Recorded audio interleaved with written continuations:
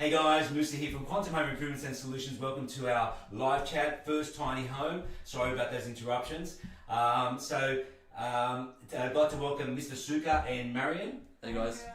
We have a lot to talk about during this live chat. Hopefully you can hear me. The sound was not working. We've just fixed that, and I do apologise about that interruption.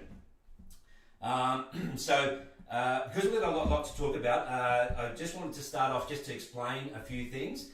So this tiny home series that we started back 2 months ago, started with stage 1 where we did the base, and then in stage 2 we did the walls and the structure. Now there was a lot involved, and so we're going to go through that whole deal. But if this is your first time to our channel, I'd like to just first say that we don't just do building on this channel. I have a spinal injury. It's called cauda equina syndrome. And unfortunately, it inhibits me from doing a lot of things. So I work from home, and in actual fact, that's the reason why I'm YouTubing. We do also other things on this channel, like we have property maintenance. We're on 15 hectares, 37.5 acres. And we also have chickens on this property, so we raise chickens, we breed them, and we raise them, and we also do dispatch them, but we don't make many videos on that. We do cooking videos. The big thing on this channel is brewing. So, Joe's a big part of that. Yeah, when's the next one, Musa? It's going to be in July. I'll talk more about that. So, guys, and so now we're going to get into it. With the tiny homes, they're a big thing in Australia, and so I thought, and I've been thinking about this for 4 years. This was supposed to be my first video on YouTube when I first thought I'm going to start to YouTube. And so Joe Sukkar and I went to a couple of shows, and Joe, what did you think of that when we went to those shows? Oh, it was amazing seeing the different types of tiny, but now that I'm seeing you make yours, Musa, your tiny home is hurricane proof. It's solid as. But it's a lot of work, right? Yeah, it is. Yeah. It's a lot of work. Now, the reason I chose to wait so long, because first of all, I didn't know how to YouTube properly. That's the first thing. Second of all, there's a bit of a cost factor to this. And third of all, it's a lot of work. And so I really had to get my head together how I was going to build this. And there's a number of different ways to build tiny homes. So the most common ways is on a trailer, but there's a lot of restrictions there, and I'll explain in a minute what the restrictions are. The next would be on a skid, which is what we've done. And another way would be to build it with containers. Long as they are portable, they cannot be permanently on site. Anything permanent needs a DA approval or approval from your authorities, your local authorities, your councils. And so I chose to build the tiny home on skids because when you're on a trailer, you can only go a certain size. So the road rules of having any trailers on the road is 2.5 metres maximum, and the height is 4.3 metres. Now that height restriction is still the same on skids and also on containers. But the big thing is, your tiny home doesn't look like a tiny home. It's massive. incredibly roomy. Yeah, and I'll explain why. Especially after the new addition that you've put in. Are we allowed to talk about that? We will. After I kill him. So when you build the tiny home, you've got to also be on a trailer. You've got to stay under 4.5 tonne on our road rules here in New South Wales. So the vehicle usually to tow a trailer that big needs to be around about 2 tonne, roundabout. So that only leaves you 2.5 tonne to build your tiny home, which is very restrictive. If you look at building materials, it's very restrictive. The trailer itself weighs about 1 tonne or thereabouts, give or take, depending on how it's been constructed, with aluminium or steel. So I looked at all that. Now, I personally live on acreage. I live in a good sized home because I am claustrophobic. I do not like tight spaces, never have. I get a bit wary. So how did you go behind that sink? I was going to say that. You went on that shorts last night. You went behind a sink that had like that much space. Last night I released a shorts video, how to change a purifier tap, or if you've got a water purifier that runs through your water system. And so I showed last night how to do that. Now, sorry for digressing there. Joe wants to know about this. No, it's good. It's a good question. So that I had to actually put a camera in a very tight spot, thanks to Brian, who actually got a funny device for me. We had to have a light inside there. I was actually lying on the ground most of the time, and with my arm up in the air. So you can see how I was struggling a bit, and the camera was focusing on my hands, and it went a bit blurry there for a bit. I couldn't avoid that because my hand was closer to the camera. Yeah. But yeah, no, Brian was also on the other side doing work for me too, so it made it a lot easier. So it was hard, but it wasn't that hard. Yeah, it's just you've got to make sure you've got space. So you really only can use your hands when you're doing that, and I was upside down. So I was looking at it from that angle, upside down. It was really difficult. It turned out to be a great video. If you haven't seen that shorts, you'll see it on our channel. Now, with the tiny home, if it's over a certain weight, you need to get special permission on the road. Now, you wouldn't do that for a trailer because it's just not normal. Okay, so now I chose to go with a skid because the skid actually is slid onto a tilt truck. And so I was speaking to Mitch from Tambourine Tilts and also my mate John Mifsud for a number of years. And we tried to work out what was going to work the best. Okay, and also I worked with Matthew from Orcon Steel, which is where I got the universal beams, through my friend Renee from Fast Flow Augers. And by the way, it's Renee's wife Libby's birthday today. Happy birthday, Libby! Happy birthday! And so so I decided to go out on skids because when you're on a skid, the truck can actually go 3.5 meters. It's not 2.5. It's an extra meter. And the weight factor, the truck, depending on what's carrying, what the load that can carry. Mitch has a semi-trailer, and we can take this through a semi-trailer on our property. You've got to be able to get this out of your property too. You've got to remember that. So don't build and not be able to get it out. Is that why you chose to use steel? Correct. Well, no, it's all made out of steel or aluminium, but I used heavy steel. Heavy steel, sorry. Now, the reason being, there's a number of reasons. When you're on a trailer, there's a lot of deflection. And it moves a lot. And so when you're building them, and because you want to do it lightweight, people are using lightweight materials inside as well because there's a lot of movement. And so they use cladding for timbers and all that kind of thing. So they line the walls with that kind of products, which are good. They're energy efficient. They're good. But I personally don't like the look of that. I'm a contemporary kind of guy. I like clean looks. Okay. And so I decided to build it with this on skids with a universal beam. Now the universal beam is a 250/31. Matthew explained that to me. The 31 represents every meter is 31 kilos. Okay, and it's 250 high. The flange is 150, I think, thereabouts. And the web inside is just under 250 mil. So in total it's 250. Now the reason I went 250, I actually could have gone smaller. The reason I've gone that because I wanted the plumbing to fit underneath easily. There's always an issue with plumbing when you're doing on skids. Okay, so I didn't want to make the plumbing too difficult for my plumber, which is Charlie Mifsud, John's son, and who's a great plumber. You've already put in the pipes. See, he's letting our secret again. Oh, sorry, I'm sorry. Okay, what Joe's saying there. But it's so cruel. It's almost.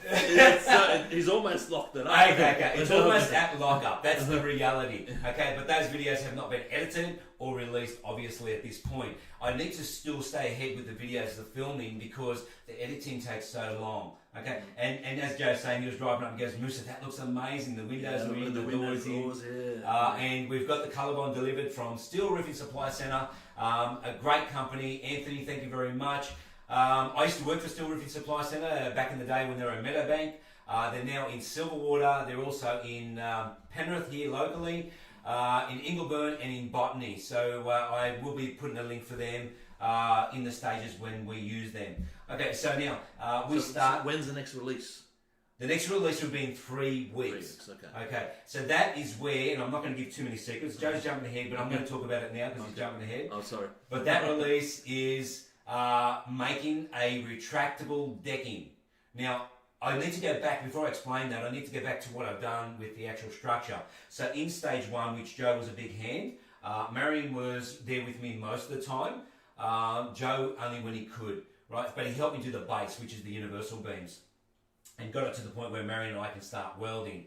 Now, I'm going to keep jumping and digressing. I do apologise, but I'll keep coming back. Now, these videos, all of them, are dedicated to my dad, who was a Class 1 welder, who died of emphysema, and he suffered with emphysema for a number of years. But he was an arc welder, predominantly an arc welder. He did go to MIG welding years later. and this structure I made is a MIG-weld structure. Okay, so I'm using a Viper 185 Unimig, and which is a great product. We can weld up to 10 mil steel. I'm using argon oxygen mix. A bit of an issue with that when you're welding outside. The breeze blows the oxygen and the argon out, and it doesn't allow you to weld properly when there's a bit of a wind. So you got to turn your gas up, and even then it doesn't make the best weld. Now, so with the structure, it is heavy duty. So we're already now up to, with the decking, it got close to 3 ton. Now remembering, if you're on a trailer, you can only go 2 ton, or 2.5 ton, I should say, thereabouts. I'm well past that, and I haven't even put the linings on, internal, external, no floor coverings, and none of the accessories. So we're going to go pretty close to, I'd say, 6-7 ton. I initially thought 5. Forget that, it's out the window. I built this too big. Okay, so the width I've gone on this structure is 3.2 meters, and it's heavily built, as I said, not only with the universal beams, also with the 100 by 100 bearers that are on the outside. They're 3 mil steel. This has all been engineered and approved by Jorge, and he has given me the thumbs up and will give me a certification on this. Thanks, George. George, you're fantastic. You got a comment? Yeah, Mum said good morning, and Chicken Nugget said great live chat team. Hey, thanks, George. Just with the George is also in stage 2, by the way, and I'll talk about that in a minute. So now, with the strength, we also use 70 by 70 SHS steel, so square hollow sections, so we combine them. But on the joists going into the bearers on the base, we use 50 by 100 bearers, or joists. And they're 3 mil steel, and the steel was a 6 mil fillet weld, and but most of my welds are actually more like 8 mil. Some areas, like on the universal beam, I actually went up to 12 mil. I made a very heavy weld. It looked a little ugly in some spots, so I grind them back and even welded on top of that to sort of clean it up. Wow. The problem was I was getting used to this welder, and the argon was just blowing. I've never MIG welding outside before. So you got another comment? Chicken Nugget said Joe is the real Chicken Nugget. It's probably true. But he's also known as the Wahish. Enlighten us just quickly, what does Wahish mean? Wahish means like an animal, a wild animal. Or a monster? Or a monster, yeah. A monster. Yeah. And this guy is a beast. Nah. Seriously, he's a beast. He's a heavy worker. If you haven't seen underboring under our driveway, wow, this guy was... that was a fun video, actually. That was incredible. Sorry to Jay for losing that bet. We're still waiting for our brisket, by the way. Oh, yeah, we haven't got it yet. He tried to give us pork. Hey, look, I've got to say, look, he gave us pork. Look, Jay, don't worry about it. I don't want the brisket. I'm not a big meat eater. And it goes really good with garlic anyway, with my garlic sauce. Yeah, the real garlic. Anyway, so the structure is very, very strong. And so the decking that goes on that, which Joe mentioned earlier, is 100 by 50 RHS, so round rectangular hollow sections, and again the same type of weld, very thick welding, and it's hinged onto the base.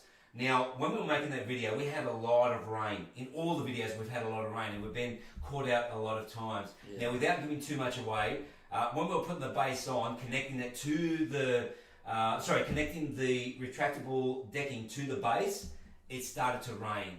And I've got to tell you, do never ever weld in the rain. Now, we had to for a moment. Marian was covering us to a degree, but we had to quickly get out of the rain. It just bucketed down quickly like that. It just came down. We got out of the rain very quickly, and we had to just do a quick weld just to hold it, because we had to get the tractor out of the rain. We had to release everything.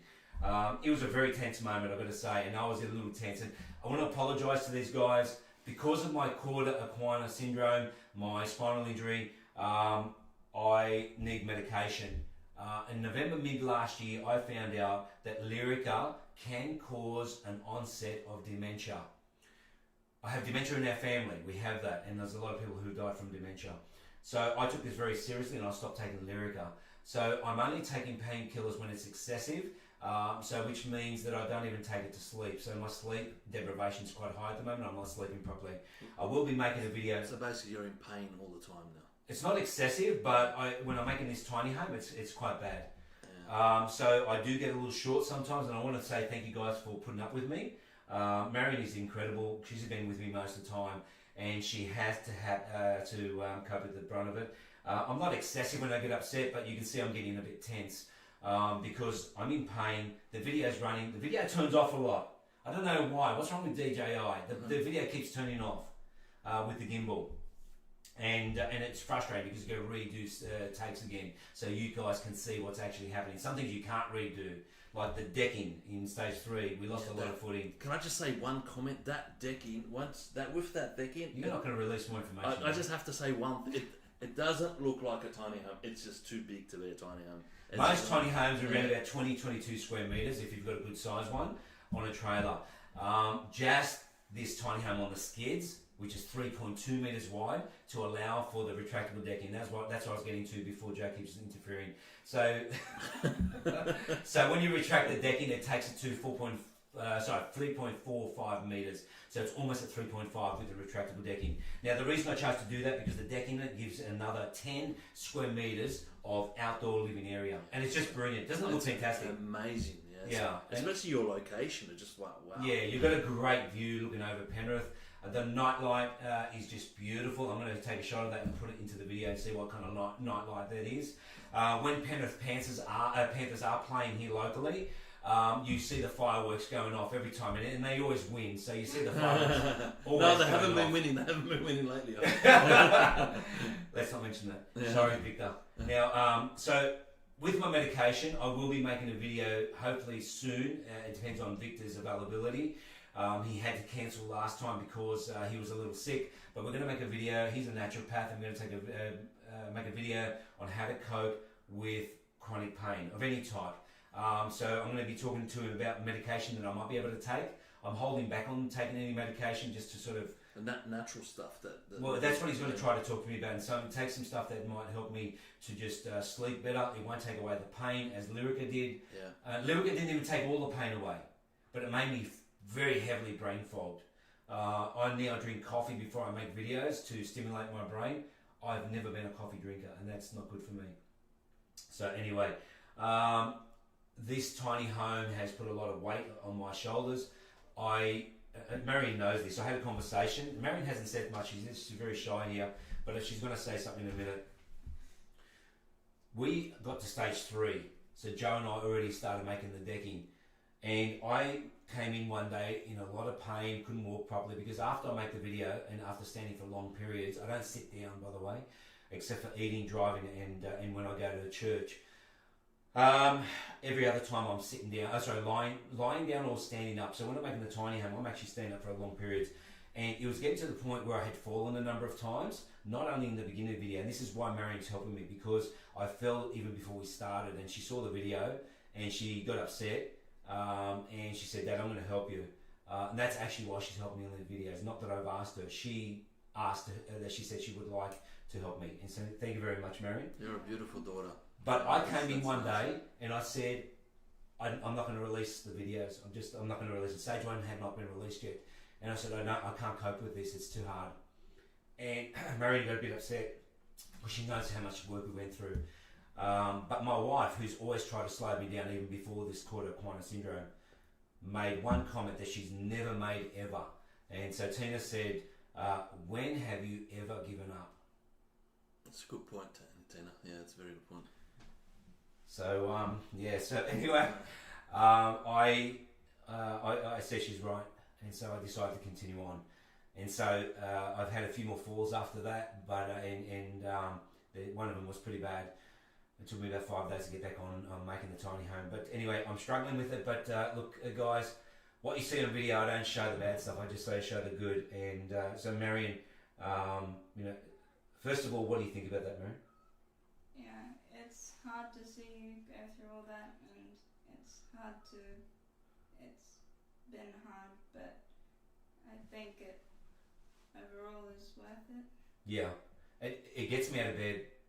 I've got to make that comment. It gets me out of bed. When you have a chronic injury, the worst thing you can do is not do anything, because it actually gets worse because you think about it a lot, and also because you're not moving, your muscles are deteriorating. You get atrophy, and so atrophy is not good for anyone. And so if your core muscles aren't strong, you deteriorate very quickly. So the tiny homes is actually keeping me alive, would you believe it? And all other videos. So guys, look, thank you very much for your support. I really do appreciate it. You're helping me in more than just one way. Your support helps me build a channel, helps me build an income. The income is not huge, but it is growing. Thank you very much. I really appreciate all your support, everyone. It means a lot. And so, and Joe, thank you for your support. You've given me so much. Thank you, In Mr. many ways, not just physically on the videos, but just like we talk regularly, Joe and I, and I know the hell out of him. But he always answers my phone calls, and if he doesn't answer the phone call because he's busy with someone, he brings me straight back and enthusiastically. I'm thinking, wow, I don't know what's wrong with this guy. He doesn't ignore my phone calls. Joe, thanks very much. No worries, Mr. But and one other level too. I don't have a proper income, as I said. My wife works casually. Our income's quite mediocre. It's not big at all. And so this tiny home is for an income. I'm not selling it, but I am thinking of doing a bed and breakfast. I have not mentioned that before, but I've decided that I probably will mention it because I need to publicise that we need an income. So yeah, I'm now openly saying that because I think I need to not hold back. I need to support my family. So Joe actually helped me in another way. So he's from Intellect Finance. He runs a business called Intellect Finance, and we needed to finance this. And so we are financing at the moment with our own income. We're up to $25,000 thereabout. I haven't done the proper calculation, but we will need soon to start using a loan that Joe organised for us. So Joe, thank you on that level as well. You're welcome. Very honest man. And not to put down his industry, because his industry is a very honourable industry. But unfortunately, there are some cowboys. Yes, there are. Every industry has cowboys. And you can get caught out. And so he looks after you on a different level to most people. He will always make sure that you can service your loan. Okay, that's a very important thing. And so if you can't service a loan, don't get a loan. Simple as that, because you're only going to give heartache to your family and put pressure on your marriage if you are married. And you won't have a good relationship with people. So this guy is very honourable. He's and if you are looking for a good broker, for a mortgage broker, I will put a link for Joe. It's already actually in this live chat, together with all these other companies that I've been mentioning. And so thank you very much, Joe. No worries, Mister. So the other companies that I have mentioned, which is there in the link in the descriptions. So Renee from Fast Flow, Matthew from Orcon Steel. I got the Viper Unimig from Dominic from Total Tools. Now Dominic works at Total Tools. Thanks to all the guys at Total Tools. You guys are great. I really appreciate the advice you gave me. They have a welder on board. He works in the back. And I talk the same language as him. He was quite surprised that I knew a lot about welding. My father, as I said, God rest his soul, was a Class 1 welder. And he taught me a lot. And that's his helmet that I was using on the correct. Yeah. That's my dad's helmet. Okay, the helmet I'm using, because I need to look at exactly what I'm looking at. Welding is an art. If you don't know how to weld, you will not have a strong structure. This has been tested in many different ways. George, the engineer, saw some testing the other day and was shocked to see how little deflection this actually has, and is very eager to give me approval on this. And he's just getting the certification pushed through now. So once again, thank you, George. And I will put a link for George in the descriptions as well. Now we've already gone almost half an hour and we haven't even touched on everything. Oh. Can I say there's a lot to talk about? So with the structure, sorry, I better not forget, I've got to put the link for Priority Steel, which is where I got the steel from Ariel, and Ethan. What a great guy. He's the delivery guy, and he just bent over backwards to help me to put it in the place that I needed to put, and allowing me to use my tractor and putting it piece by piece. And so, usually you just get someone with a forklift, unloads, he's gone. He actually went to a lot of trouble to make sure that this was exactly where I needed to be, because as I said, with a spinal condition, I can't carry much. Marian took a lot of the brunt of that. Joseph took a lot of brunt of that. And then we had other people giving me a hand. There's a lot of people behind the scene that you don't get to see. And thank you to all of them. And the ones I'd like to mention are the ones that in stage 2. Now stage 2 is when Marian and I built the walls. We did a lot of work, there was a lot involved in that. And Marian was with me almost all the way on some extremely hot days and a lot of wet weather. And so she had to be with an umbrella holding to protect the camera while I'm there getting wet. Not when welding, but other things, right? And so it was crazy. This wet weather we've been having is just phenomenal. Yeah. And I bet you it stops soon as it become lock-up when they got the colour on. At least the camera was dry. That's right, yeah. Not just dry, the camera turns off when it's hot. Yes, yeah. And it's in the shade too. Gotta make sure it's in the shade. Joe and I made a video of his driveway, sealing his driveway, and the camera kept turning off because it was in the sun. And so he kept nagging and whinging. He goes, at least the camera's in the shade. No, we were getting heat stroke, we were in the sun. Well, he goes, he's worried about the camera. Oh, that was funny. And so I put that whinging in the bloopers in the end, and you could see actually how he's whinging. And I have never seen him whinge like that ever. And he was killing me. He was cracking me up the whole time. Because you showed more love towards the camera than your friend. Hey, Joe, the love is here, man. Yeah, no. But the camera's first. It was a fun video to make. But anyway, if you like, I'll put a link for that. You'll find all these videos we're talking about in the channel. So yeah, just look at just go through the homepage. And yeah, so the guys that helped us to put the wall up, I was actually going to get a truck with a HIAB, but it didn't come to fruition.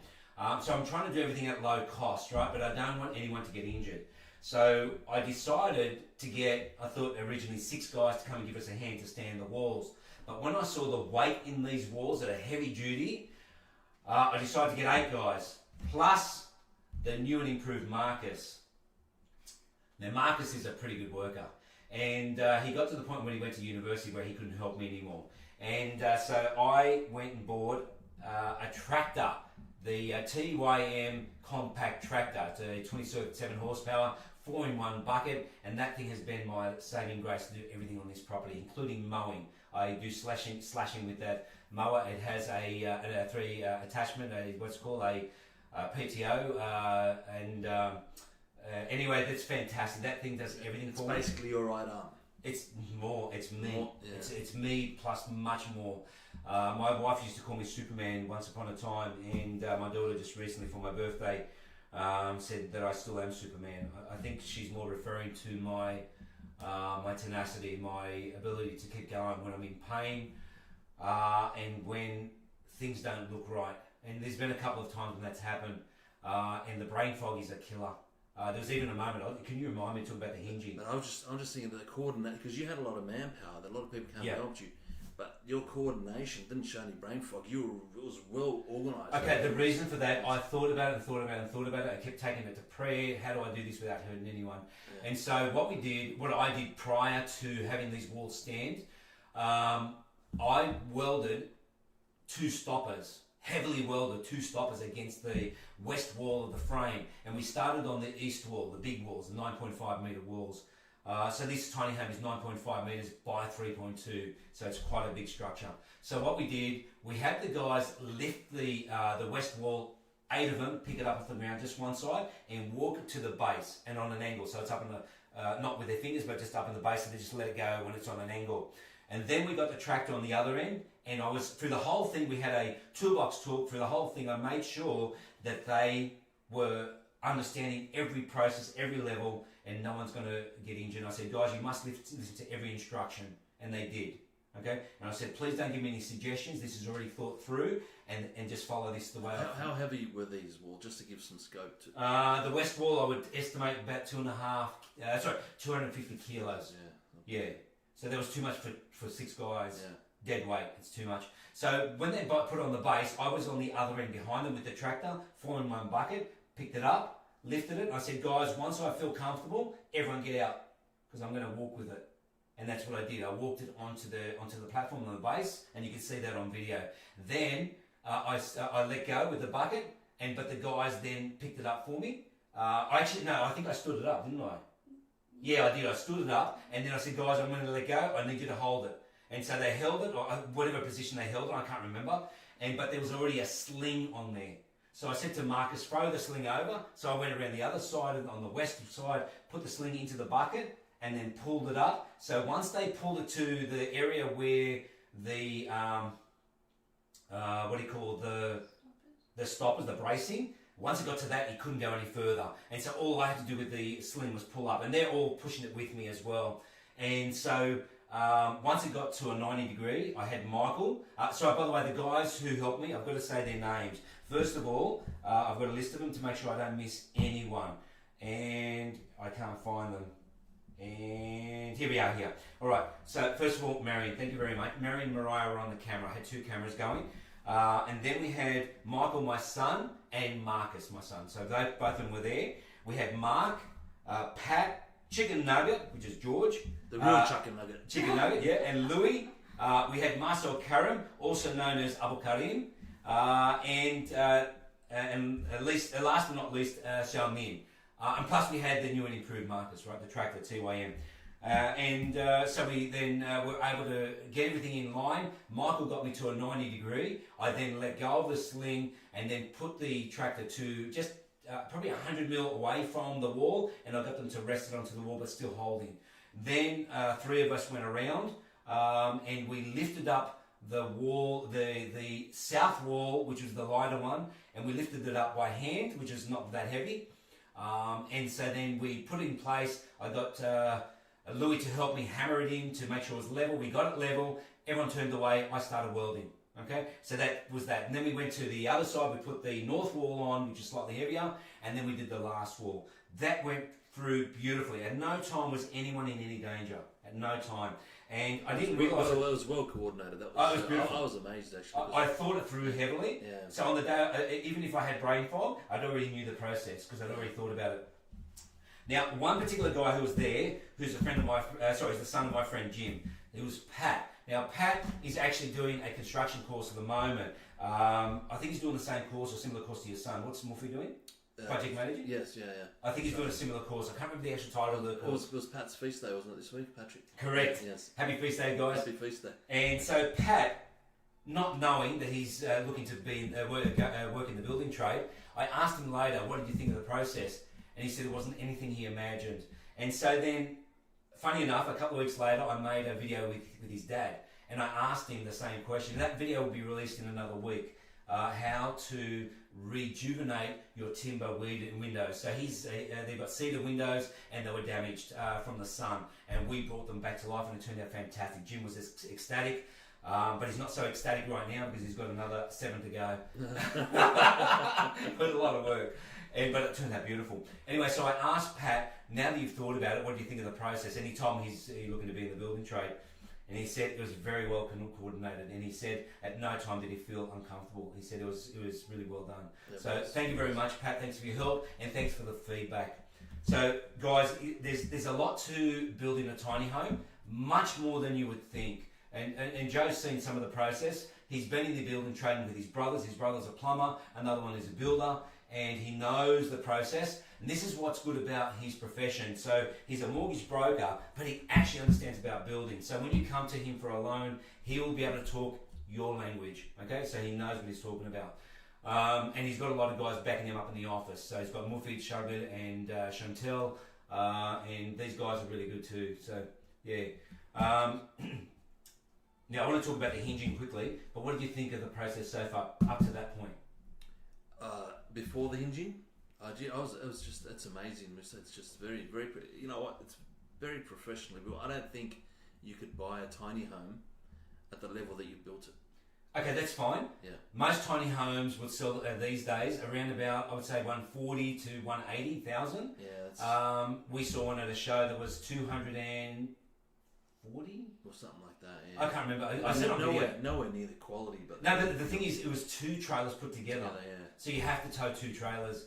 And there's a bit of a cost factor there. If you don't have a heavy vehicle to tow them, then you've got to pay for someone. Yeah. Hence why I chose to make it on skids, because how often are you going to move these? You know, even if you move once every 6 months, okay, the cost of moving, if I was to move maybe 10 k's away, it probably cost me $800, $1,000. How much does it cost you to have a vehicle? a four-wheel drive, and how much does a rego cost and all the rest. And then you have to register your trailers every year. Yeah. So you got to take your trailer to a registration point, or you get someone to come and give you a slip on that. So yeah, you have to have your trailers registered every year. I did not want to go through that process. I want to make it an easier process. So if I do want to get this relocated, even if it's got to drive 100 k's away, I wanted this heavy duty. Now, because I said before that the linings inside are very lightweight, I don't like lightweight linings. I want to use plasterboard. I have not seen any tiny home built with plasterboards. I'm sure there is tiny homes with plasterboard, but I have not seen them. I wanted this to have zero deflection. In other words, no movement. And George, the engineer, is shocked. He's saying, Musa, this is going to have next to no movement. It will have movement, but very little. So I'm going to be using 13mm plasterboard. It's not normal, okay? But this is heavy duty. So stage 4, which I've just finished, this is after the stage of the retractable decking, was actually using MGP 10 structural timber, 45 by 70mm, and everything is structural now. So all those gaps in between the wall have now been filled in with timber. And the reason you don't use steel for everything is because it becomes very heavy, and I'm trying to keep that structure weight down. So that timber has now become the secondary bracing, and that thing is solid. So because the walls are so heavily braced, and it's braced also on the roof, it's now, it can have zero, or next to zero deflection. It won't have zero deflection, it's impossible, but it'll have very little. And so inside we'll have also expansion joints to allow for some movement. And so when you do have this carted away, even hundreds of kilometres away or hundreds of miles away, you still will expect this thing to have little movement, so there will be very little damage inside. And so you're going to have a high energy rating, because not only in the Colorbond you're using foil and blanket, which deflects a lot of heat, you're going to have bats inside the wall, so insulation. I noticed some insulation in the driveway. Yes, and they're the first insulation, then the secondary will be the bats, and then the plasterboard, which is 13mm plasterboard, which is going to, or drywall, that's going to allow another layer of deflection of heat. Now this unit will have a very small reverse cycle air conditioner in it. It won't need a heavy air conditioner in there. That'll keep the cost of the cooling and the heating to a minimum, and also it will just make it comfortable in there. But I can see most people probably sitting on the decking rather than. Yeah, that's the main feature of it.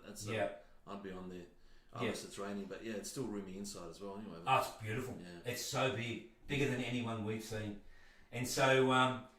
Now, I'd like to talk about the hinging, and there's one thing that happened in stage 2 that I need to talk about, and I'm mindful of the time. So now, there's a guy named Jai. Was it Jai, Marian? Yeah, Jai, from ADG Welding and Industrial Supplies in St. Mary's. Now, what happened with the welding, we had steel falling down a couple of times, just some studs, nothing heavy. And one of them fell on the welding neck, on the MIG welder. Now the Viper 185 does arc, MIG and TIG welding. I mainly did MIG welding. And so it fell and hit the head. Now I kept welding with it, but eventually when you tap it, because you've got to clean the inside the nozzle continuously, because you won't be able to weld properly, and you've got to keep cleaning I used a screwdriver, a flat screwdriver, but the neck broke. So I had to get one urgently, and Total Tools did not have one in stock. They eventually got me one. It took 2 weeks. So they said they were very kind. They said go to ADG and you can get one right now. So now I have a backup neck. So you will need them as a backup. And so I went there, and Jai had one. What great service these guys had. I mean, we were able to weld straight away. Got back, started welding. Fantastic. So thank you very much, Jai. Great service. Thanks, Jai. And again, thanks to guys from Total Tools, because their honesty to send me to their competitor was just over and above. Thank you very much, guys. That was very honest of you, and I love honesty. My policy is honesty is the best policy. Okay, so always be honest, and that's why I like Joe. And so, and Marian. Okay, so now there's a few more things we need to talk about. I'm going to quickly rush it now. When we did the decking, Joe was a bit jealous because he did weld himself when he was at school. I don't know how he welded himself, because first of all he's made of skin, not of metal, but apparently he welded himself. It was G7 metalwork. Yeah. someone asked me once before when I was 40 tiling. years ago. But someone asked me when I was tiling once, and they said, "Are you going to tile yourself?" And I said, "No, I'm just going to tile the floor." Now Joe said he's welded himself. Now I can't see him physically welding himself, but anyway, apparently he did. Can we just admit that Moose is not funny? Seriously, he's trying to be funny. Anyway, he got jealous and he said, "I want to have a go." And so this will be in the bloopers. It looks actually quite funny. And so he's there welding, and he's got the neck or the nozzle too far away, and you can see on the video that the neck is he's spraying from a mile away. And I'm saying, "Joe, you're using my mask, man. You should be able to do this. Get closer." And so I've had to tell him like 3 times, "Closer, closer, closer." And eventually he had the confidence to go close. And so he eventually did the weld, and actually wasn't too bad. I had to clean it up, but that's another point. Okay, so, and then he said, "Musa, would you buy that for $1?" And you'll see what my response was to that on the video. Anyway, it was quite good. It was a lot of fun. It was a lot of fun. Now, because of my brain fog, I had already worked through how I was going to make this, and I stopped the video halfway through making that decking. And I came inside, I was upset, and this is the time when I said, "I don't want to do this anymore." And I said to Joe, "I've stuffed up, I haven't worked this out properly, the hinge is not going to work." That's when Tina made the comment, didn't she? It was just that night, yeah. And I wasn't feeling well, I was sick, my head was hurting. Anyway, so, and I said, "Joe, let it go, I'm going to have to come up with another idea." I don't know what, my brain fog was so heavy, I was trying to make the hinge go at 180. The hinge only needs to be at 90 degree. The hinge worked perfectly. The next day, Joe came, we finished it off, and it worked beautifully. This brain fog is really heavy for me, and I pray to God I do not have dementia. But again, Victor Tabala from or naturopath, I can't remember his business name, will be helping me through this, and I will be putting a link for him when we make this video, him and I. So now I've got to jump into the next section because we're almost finished here. So the next live chat will be taking into consideration the next 2 stages, which is stage 3 and stage 4. So doing the decking, which turned out incredible. I can't say how many times that turned out fantastic. And by the way, I didn't mention, but Joe bought me a birthday present during that period. At that stage, we went to the shop and he had to get more screws, and he went and bought the stringers for the staircase. Thank you very much for that, Joe. You're welcome. Just that turned out fantastic, that stringers. Did, yeah. So we've got a staircase going up because there's a bit of a drop, and I really needed a good platform to get up into the tiny home. And the next stage after that, as I said, was the timber work, putting the windows in, and also showing how we did the sewer work with Charlie. So we did the sewer work, and one last thing was a bit more welding to go. So stage 4 still has a bit of welding, the last bit of welding, where I welded a door, which is an external door for the hot water system, so you can access from outside. So that way we don't have leaking into the tiny home. So guys, there was other things I needed to talk about, but I think I'm going to let them go. Was there any other messages, Mary? No. Okay. So guys, we mentioned the brew tasting that's coming up. No? Oh yeah, sorry. Thank you, Joe. So yeah, our channel does a lot of brewing, and we have an annual brew tasting around about July. So the next live chat will be in May, or that's what I'm hoping to schedule. It'll be talking about stage 3, stage 4 of the tiny home. Then in July we're going to have our annual brew tasting, taste testing. And as usual, it's going to be a lot of fun, and there's a lot of guys. And we'll have our regulars there, and we're currently making wine, red wine, and Mr. Penner, Dr. Penner will be joining us on that, all going well, hopefully. And then a couple of months after that, we'll have another live chat talking about the next stages, and by that time we'll have 4 stages to talk about. There's going to be a lot to talk about. All right, so now one last thing I need to mention is that if you are looking to build a tiny home, you really need to get advice from your local council. And the authority that, not authority, there is actually a body. It's called the AITHA body, the Australian Tiny House Association. I am a member of that association. It's been confirmed just recently. I thought I was actually a member last year, but there was a bit of confusion there. But I'm now officially a member. They are great. They will support you in many ways, especially if your council is making it difficult for you to have a tiny home. They'll give you all the legal advice. And so long as your tiny home is mobile, portable, most councils will allow you, long as you fit within the parameters that are set. There are parameters. Now we are on acreage, but that does not give you the go-ahead straight away. So you need to find out in your area if you're allowed to have a tiny home. All right, guys. One thing I was going to show. Have we got time for this? I want to show. I do. I want to show you this. Marian and Joseph were, when we finished the base, when we finished the first stage 1, they tested the base. The structural tenacity. Yeah. The hurricane-proof base. All right. So I'm going to just watch this for a sec, and then I'll just finish off. This is solid as Musa. Jump, wow. Jump. On the edge, on the cantilever. I will jump. Oh! Jump on it. Jump. Wow. It is incredible, isn't it? Yeah, it's not even budging with my weight. I can see it moving a bit, but that's only because the foundations aren't solid foundations. Anyway, go in the centre. Give us a jump. How big is it, Joe? Very thin. I didn't expect it to be this big. No, it's big. It's a big tiny home. Massive tiny. That's funny. Joe, that was really strong, eh? That was the ultimate test, eh? 115 kilos bouncing on. Wow, 115. Wow, what a wash. What a monster. Hey, when Joe was jumping, I mean, he was slipping around. I was a bit worried he was going to fall through, and then he did fall on the edge when he was on the bearers. But anyway, one thing I forgot to mention also, and so I basically, Mary's doing this out of charity, and I'm trying to help her a little bit. I can't afford much, so the deal was that I take her to McDonald's when we do filming. So she's a beautiful girl. Thank you very much, Marian. Thank you. Thanks for the I'm not going to give you a kiss, sorry.